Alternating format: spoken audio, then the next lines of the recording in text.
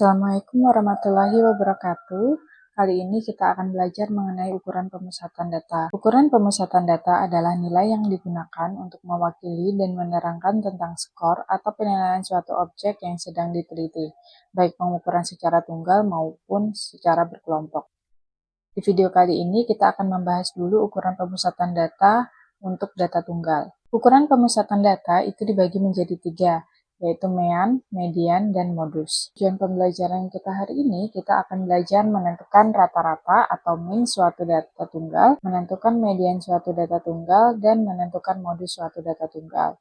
Kita mulai dari mean atau rata-rata atau rataan. Nilai rata-rata dapat dihitung dengan menjumlahkan seluruh data dan membaginya dengan banyaknya datum. Misal diketahui sebuah data acak, di mana X1, X2, X3, Xn. Jadi X1 itu adalah datum pertama, X2 adalah datum kedua, X3 adalah datum ketiga, dan Xn adalah datum kn. Min dari data tersebut dapat dihitung dengan menggunakan rumus X bar sama dengan, kita jumlahkan saja seluruh datanya, jadi X1 tambah X2 tambah X3 sampai ditambah Xn, lalu kita bagi dengan banyaknya datum atau N. Rumus ini juga dapat disingkat menjadi X bar sama dengan sigma Xi dibagi N. Namun apabila data tunggal itu jumlahnya sangat banyak, biasanya akan disajikan dalam tabel distribusi. Misalkan diketahui X1, X2, X3, sampai Xn dengan berturut-turut memiliki frekuensi F1, F2, F3, sampai Fn, maka dapat dihitung dengan rumus X bar sama dengan F1 kali X1 tambah F2 kali X2 ditambah F3 kali X3 sampai ditambah Fn dikali Xn. Jadi kita kalikan dulu nilai yang bersesuaian dengan frekuensinya, lalu kita total dan dibagi dengan jumlah dari seluruh frekuensinya, yaitu F1 tambah F2 tambah F3 sampai ditambah Fn. Rumus ini juga dapat disingkat dengan menggunakan X bar sama dengan sigma Fi kali Xi dibagi sigma Fi. Dengan keterangan X bar itu adalah min, sigma Fi kali Xi itu adalah jumlah hasil kali antara frekuensi dengan nilai data yang bersesuaian, dan sigma Fi adalah jumlah frekuensi. Kita lanjut untuk membahas contoh soalnya. Untuk contoh soal yang pertama yaitu diketahui nilai ulangan matematika kelas 12. Datanya sebagai berikut. Kita diminta untuk menentukan min dari data tersebut. Langsung kita jawab saja. Untuk data ini kan datanya masih acak. Sehingga untuk menyelesaikannya kita dapat gunakan rumus X bar sama dengan sigma Xi dibagi dengan N. N itu adalah banyaknya datum. Kita lihat di sini banyak datumnya ada 9. Untuk semua datanya tinggal kita jumlahkan jadi 60 ditambah 90 tambah 90 tambah 85 tambah 60 tambah 70 tambah 70 tambah 95 tambah 90. Jadi totalnya adalah 710 dibagi 9. 710 dibagi 9 itu adalah 7. 7 kali 9, 63, dikurang berarti ada 80. 80 bagi 9 itu 8. 8 kali 9, 72, sisa 8. Berarti koma 8. 72 berarti berulang. Jadi 8. Jadi bisa kita bulatkan jadi 78,89. Untuk contoh yang kedua, diketahui data nilai ulangan matematika 30 siswa kelas 12 tertera pada tabel di samping. Jadi ada nilai dan frekuensinya. Karena datanya sudah disajikan dalam bentuk tabel distribusi frekuensi, maka untuk menentukan min-nya kita dapat gunakan rumus X bar sama dengan sigma Fi kali Xi dibagi sigma Fi. Kita cari dulu untuk sigma Fi-nya, yaitu jumlah dari semua frekuensinya. 3 tambah 8 tambah 7 tambah 7 tambah 4 tambah 1. Jadi totalnya adalah 30. Selanjutnya kita butuh satu kolom lagi untuk menentukan sigma Fi kali Xi. Di sini kita tambah satu kolom, lalu kita tulis Fi kali Xi.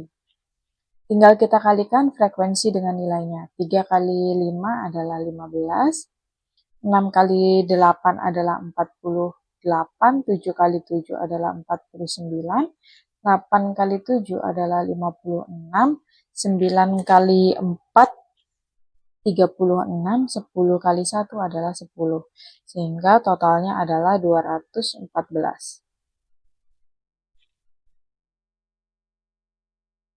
Ya, kita masukkan saja 214, kita bagi dengan jumlah dari frekuensinya adalah 30. Jadi 214 dibagi 30. Ya, kita bagi 214 dibagi 30. 7 kali 30, 210, kita kurangkan, bisa 4, 0,40, bagi 30 itu 1, 30, 40 dikurangi 30 adalah 10. Kita turunkan nolnya, 100 bagi 30 adalah 3. 3 jadi 90, 100 dikurangi 90 adalah 10. Sehingga berulang jadi 7,1333 dan seterusnya. Dapat kita bulatkan menjadi 7,13. Sehingga minnya sama dengan 7,13. Selanjutnya untuk median. Median itu adalah nilai tengah ketika data disusun secara berurutan. Itu artinya nilai tengah itu adalah nilai yang berada di tengah-tengah, sehingga data akan terbagi menjadi dua bagian yang sama. Untuk median, data harus disusun secara berurutan. Artinya apabila kalian mendapatkan soal atau datanya masih acak, maka silakan kalian urutkan dari yang terkecil sampai yang terbesar. Contoh, jika banyaknya data itu ganjil, maka letak mediannya tepat berada di tengah. Misal, datumnya ada 5. Di sini adalah X1 atau datum pertama, lalu datum kedua, datum ketiga, datum keempat, dan datum kelima. Maka mediannya itu adalah datum ketiga. Tapi, jika banyak datanya genap, maka letak mediannya ada di dua data tengah. Contoh, misalkan di sini datumnya ada 6, maka yang berada di tengah itu ada dua datum, yaitu datum ketiga dan datum keempat. Silahkan kalian jumlahkan kedua datumnya lalu dibagi dengan 2. Rumus median juga dapat dirumuskan sebagai berikut. Kita masuk ke contoh soal. Misalkan di sini diketahui nilai ulangan matematika kelas 12. Datanya sama seperti yang tadi. Datanya masih acak, lalu tentukan median dari data tersebut. Untuk dapat menyelesaikannya, maka kita harus urutkan terlebih dahulu dari data yang terkecil sampai yang terbesar, sehingga didapatkan seperti berikut. 60, 60, 70, 70, 85, 90, 90, 90, 95. Kita lihat di sini datumnya ada 1, 2, 3, 4, 5, 6, 7, 8, 9. Sehingga yang berada di tengah itu adalah 85. Dan 85 ini adalah mediannya. Atau kita juga dapat menggunakan rumus, yaitu ME sama dengan X1 per 2 kali N tambah 1. Ini untuk data ganjil. Hingga X1 per 2, karena datumnya ada 9, berarti 9 tambah 1. Sama dengan X1 per 2 kali 10. Sama dengan X5. Artinya datum kelima yang menjadi mediannya. Sehingga jawabannya adalah 85. Untuk contoh yang kedua, ini datanya sudah disajikan dalam bentuk tabel distribusi frekuensi. Diketahui data nilai ulangan matematika 30 siswa kelas 12 yang tertera pada tabel di samping. Tentukan mediannya. Untuk dapat menyelesaikan soal ini, maka kita cari dulu FK atau frekuensi kumulatif. Untuk kelas yang pertama, frekuensi kumulatifnya adalah 3. Kelas selanjutnya 3 ditambah 8 itu adalah 11. 11 ditambah 7 itu 18. 18 tambah 7 25. 25 tambah 4 itu adalah 29. 29 tambah 1 adalah 30. Artinya siswa pertama sampai siswa ketiga itu mendapatkan nilai 5. Siswa keempat sampai ke 11 itu mendapatkan nilai 6. Siswa ke-12 sampai 18 itu mendapatkan nilai 7. Siswa ke-19 sampai 25 itu mendapatkan nilai 8 dan seterusnya.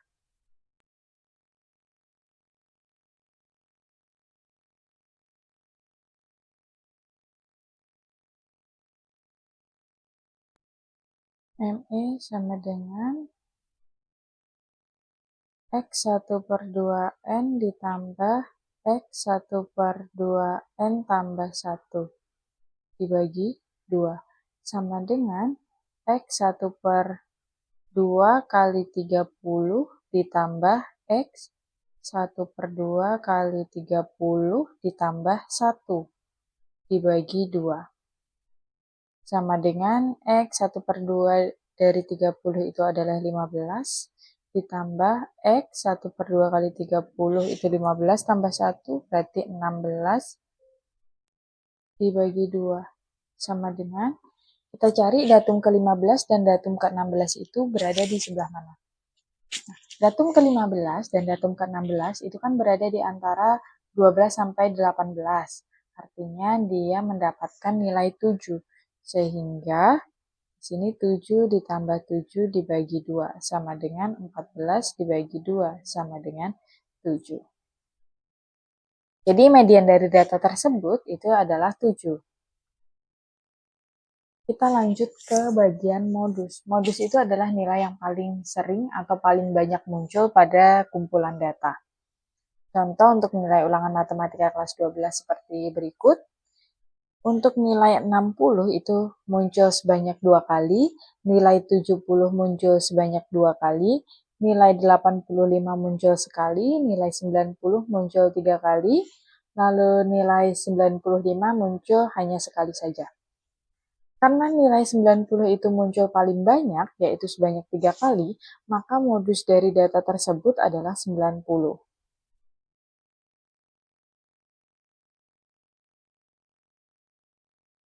Sedangkan apabila datanya sebagai berikut, itu artinya kan nilai 60 muncul 3 kali dan nilai 90 muncul sebanyak 3 kali. Sehingga modusnya itu ada 2, yaitu 60 dan 90. Untuk contoh selanjutnya, yaitu data nilai ulangan matematika 30 siswa kelas 12 yang tertera pada tabel di samping. Jadi datanya itu sudah ditampilkan dalam bentuk tabel distribusi frekuensi. Dan kita diminta untuk menentukan modusnya. Jika kita lihat dari frekuensi ini, yang tertinggi itu adalah muncul 8 kali, yaitu untuk nilai 6. Sehingga modus untuk data ini yaitu 6, karena nilai 6 muncul sebanyak 8 kali. Sekian penjelasan mengenai ukuran pemusatan data pada data tunggal berikut. Selamat belajar dan terima kasih. Semoga sukses untuk kita semua.